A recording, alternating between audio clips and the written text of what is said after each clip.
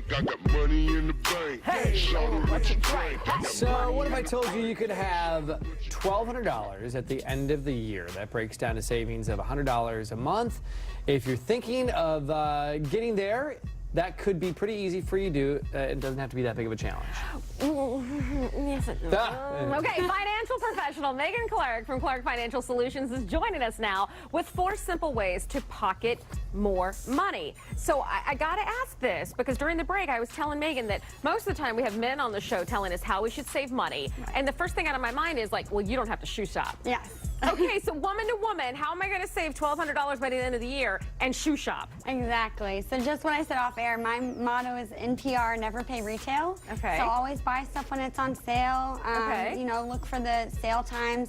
There's always sales right after Christmas time. You know, Nordstrom just had their 50% off sale. Right. Okay. All the department stores and stuff. So yeah, so just make sure you're shopping frugally and looking for good deals. Okay. Okay, so your 4 tips for how do we get started for saving money in the new year? So, grocery bills. Everyone Yes. has to eat. It's very important. But making sure that you're not spending frivolously when you go to the store is really, really important. So, you know, the gum at the checkout counter, the overpriced gum, make sure you don't pick that up. Okay. The magazines, right? So, the grocery store is laid out to lure you into these things. So, make sure you stick to your list, get what you need. Another thing is meal planning. You know, are you actually meal planning throughout the week for your family? Right. An average family of 4 can spend over $1,000 pretty easily in a month on groceries. So the other item is restaurants.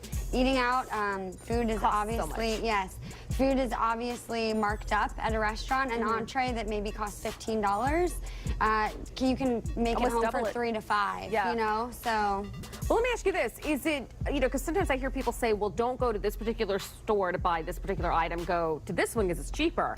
But then there's also the thought of, well, it cost me $2 worth of gas to go from this store to that store to get it. So is it really worth doing that? I think it depends on each individual family, what you're buying, how much of it you're buying. You know, if you have a large family with lots of kids, you know, maybe buying paper products at a wholesale store is going to be a better option than getting it at the regular grocery store. Right. You know, it really just depends on your family needs and what you're looking at.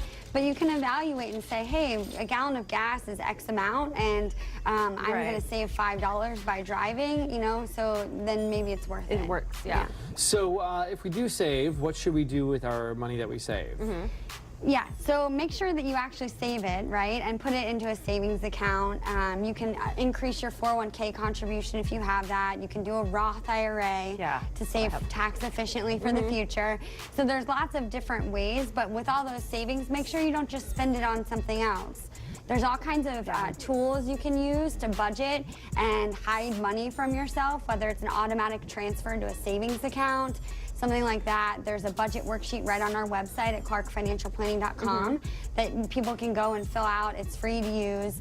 But really just looking at what you're spending and where it's going is vitally important. Do you suggest having like 2 secret hiding places? Like one would be, okay, this is my vacation money and I'm putting $50 per paycheck into this. And then the other one is like the $100 a month so that I have $1,200 at the end of the year for, you know, the car, the tires, whatever. Yeah, definitely. So the emergency fund is a great thing to set up and make sure that it's funded well. Yeah. And definitely using different places to hide the money is very, very good for someone that has trouble overspending. Right.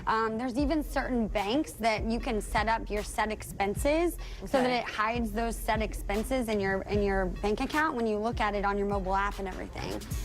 You can check out different bank features at bankrate.com. So there's lots of different tools and resources. It's just a matter of putting the time to use If I don't them. see it, it's fine. Right. The second I see it is when I spend it. Exactly, yeah.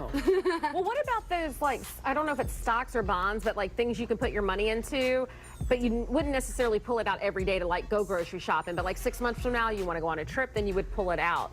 you don't want to get penalized for that. Yeah, so there's all kinds of liquid investment vehicles, stocks, exchange-traded funds that you can access either with a financial professional you trust, or there's places online as well. But I'd always recommend everyone to ask them if they're a fiduciary. Okay. That's a really great thing to ask if you're talking to someone about investments. Because that way the money is secure, right?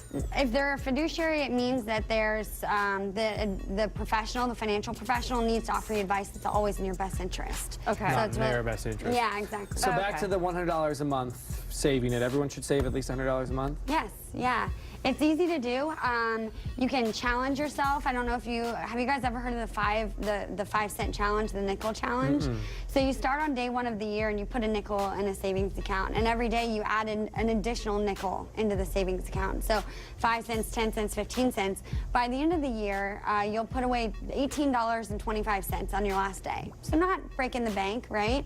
But you will have saved over $3,300. Just by the nickel challenge. There's a link on our website to it. It's really fun. It's a little tutorial. And do it with your friends. Have an accountability partner, you know. Yeah. It just makes it a fun thing to do. And, you know, the same thing goes for friends, you know. Rather than going out to eat, go over to someone's house. Make dinner at home, you know. Right. Nice. So all kinds of different tricks that you can do to kind of stash away a little extra cash. And what's your website again?